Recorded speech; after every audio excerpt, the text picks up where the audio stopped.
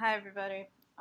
Welcome to my really nice presentation where I talk about all the Golden Bomber albums that I've listened to.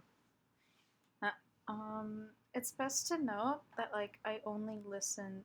No, I listen to every album, every full proper album, like the best albums, the indie era albums, the original albums, blah blah blah. But in this presentation, I'm only gonna talk about the original albums. And before we get into this, I have a disclaimer. These are not just my opinions. This is objective fact, and I'm right, you're wrong. If you agree with me, then you should. But if you don't, then that's not fine. You really need to reevaluate your opinions, because I'm right and you're wrong. And also, like I said earlier, I'm only gonna go through original albums. Okay, so anyways, enjoy the video. I forgot that I added that slide. Um, First off, we're gonna start with the Indies era albums. This is the Golden J Pops. First off, um, okay, so for starters, this cover is a little bit unsettling. Um, I really don't know what Kirishos was thinking doing this. Did he just want to become a tree? Did he just want to quit being a bandman and just become a tree? I don't get it. And also, the instrumentals for some of these songs are so old and preliminary and 2000 soundings, 2000 sounding that they kind of remind me of Toho. Um, there's one specific song that I'm talking about, but I wouldn't really. I kind of forgot its name. 7 out of 10. I like the version of Giga on it because the vocals were worse, and yeah, that's about it. Um, then second off, I think this one actually came before the Golden J Pops, but I didn't really feel like going in order. Um, this one was really nice actually. It was really pleasant and I enjoyed it a lot. And I I really enjoyed the version of Hotel Love in particular because the vocals sounded a bit worse. And same applies to Kokucha as well. I liked how the vocals were intentionally bad in both songs, but it was much more prevalent in Kokucha, and that was a really nice detail, and I wish it could have been preserved in the re-recordings. 8 out of 10, I guess. Um, I didn't really feel like fetching the cover for this, but I like this one too. Um, I liked it a lot. I don't really know what to say about it because I just don't know what to say. I'm going to be entirely honest. I have no idea what to say about it. Rather than that, it's interesting because it's the most. It's probably the oldest out of the three, I think. It was released in late 2006.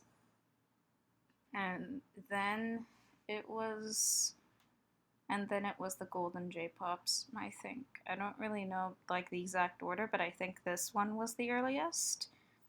But either way, the thing that I find the most interesting about all three of these albums, the Indies era albums, that's how I'll be referring to them collectively, is that back in 2018, a bunch of people were just making copies of all of these CDs and selling them for obnoxious shit ass prices on Yahoo auctions.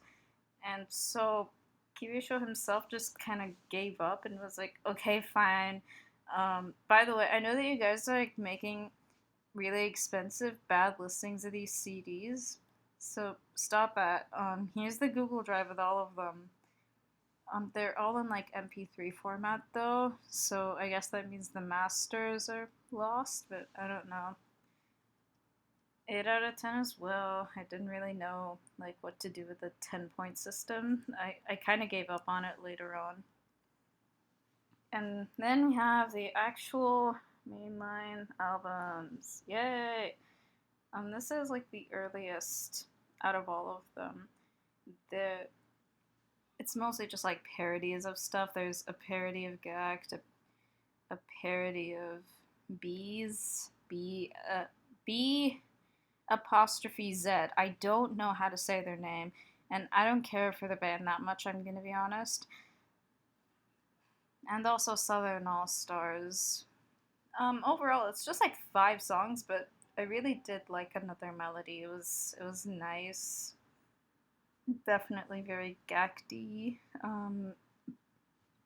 That's about it for this. No rating. It's just like 5 songs. I wouldn't really know how to make a good rating based off of like 5 songs. Okay, now Golden Album is probably one of my favorites. I feel like it's really good if you're just some noob that really wants to get into Golden Bomber. Like this is it. Like I don't know, it's even like in the name. They're so adamant that this would be the Golden Bomber album that they even named it Golden Album. Um for the most part, I guess it really does kind of encapsulate the idea that, like, when you listen to a Golden Bomber album, half of the songs are singles that they released before, and the other half are just like original songs, but you can't really differentiate between the original songs and the singles because you keep thinking that the original songs were singles. Does that make sense? I hope it does. It's like a common phenomenon with Golden Bomber. Um, but I don't know. I don't know why I made this a few hours earlier, so I don't really remember some of the stuff that I wrote. But like, oh, I missed when Kenji had hair. He still has hair. Okay. Um, Whatever. 10 out of 10. Not biased at all. Very biased. Okay, this one I'd say is like just as good for noobs or whatever.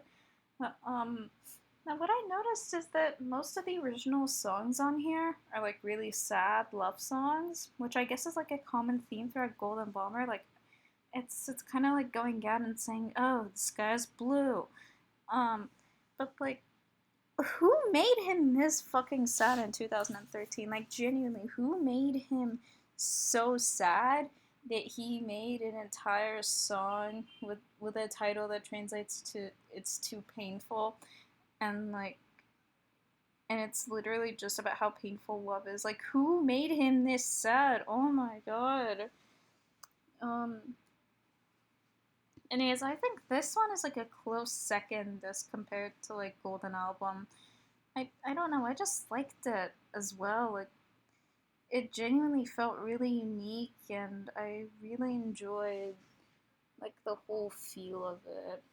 Um and also Sayonara Fumi is like oh it's just wonderful. Like wow, Chef's Kiss. I love it. I love this particular album a lot. Yeah. Did I give this one a rating? 8 out of 10. I don't know what to do for these ratings. I just like all of these.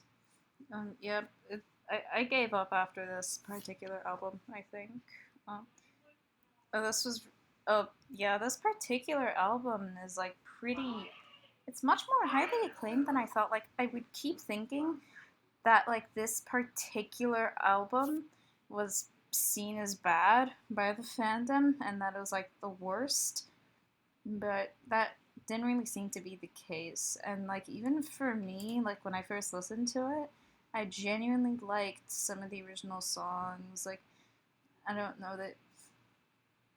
Especially I Love Me, Don't Stop. It's just so catchy. Like, I don't really know what it is, but it's like such a. I guess it's kind of like the.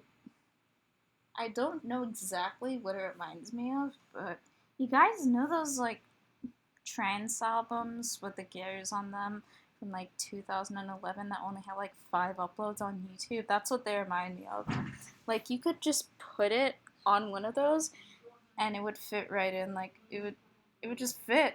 It would just make sense. It just makes so much sense and like yeah, I like that.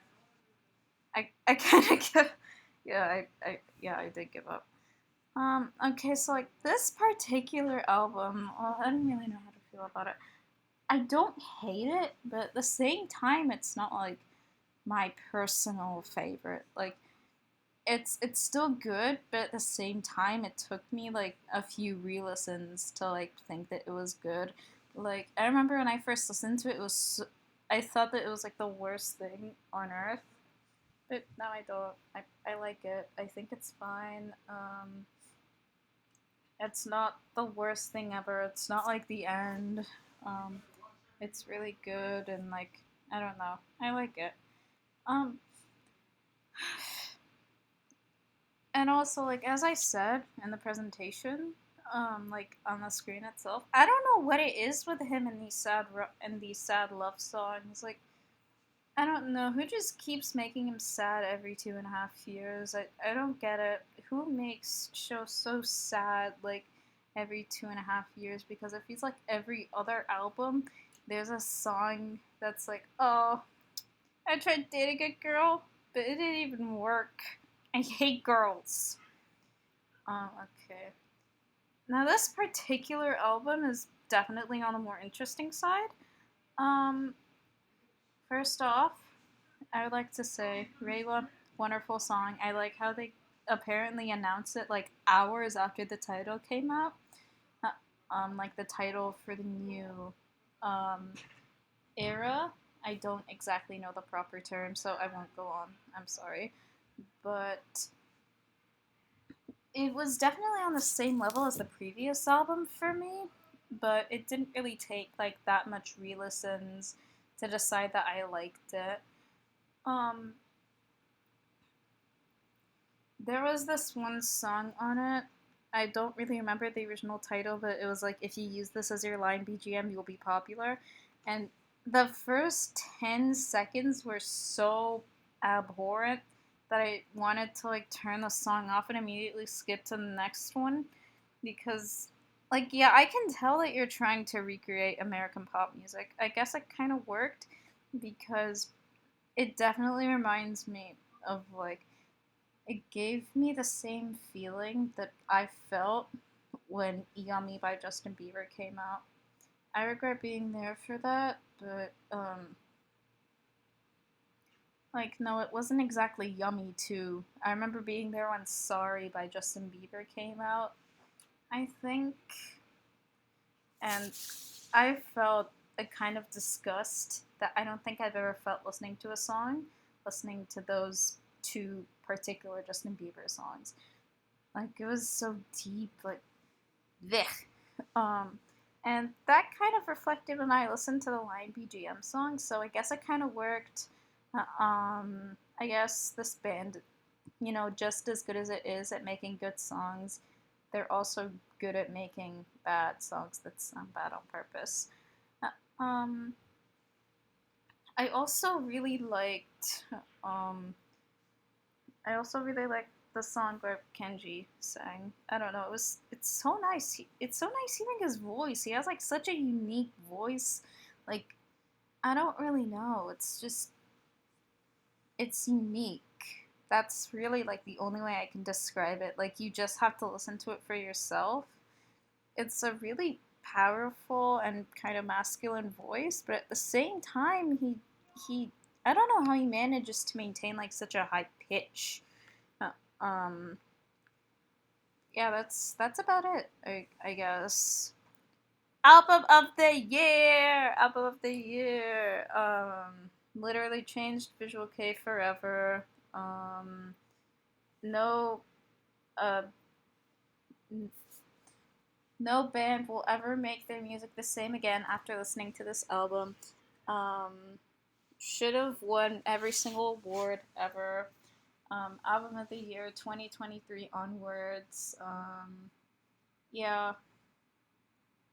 Okay, I don't think it's good to like that extent, but I don't know, it's just so funny making album of the year jokes about it because, the album wasn't released a year ago. I'm still in the same year that it was released in.